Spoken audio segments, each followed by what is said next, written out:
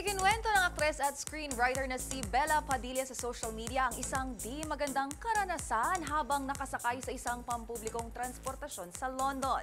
Si Bella natakot sa nasaksihang tila casual na pagnanakaw ng dalawang babae. Ang ibinahaging insidente ni Bella tutukan sa Showbiz Report na ito.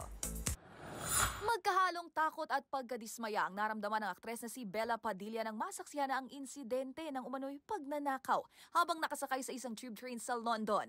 Si Bella gusto sanang gumawa ng aksyon, ngunit inamin itong pinangunahan siya ng kaba at takot. Sa kanyang Instagram stories, idinitalya ng actress at screenwriter na hinatid niya ang London-based Swiss Italian boyfriend na si Norman Bass sa airport. Kaya naman ito na lang daw ulit ang unang pagkakataon na sumakay siya sa naturang train matapos ang 3 buwan. Sa kaniyang pagpasok, napansin itong naiwang bag sa isang upuan na kinalikot ng dalawang babae. Nang mailabas na niyang ilang gamit ay basta na lang daw nito itinapon ang backpack sa sahig. Nagtawanan pa nga raw ang dalawa nang makita ang lamang tinapay galing sa Tupperware na laman ng bag. Dahil sa nasaksihan, sumamaan niya ang loob ni Bella.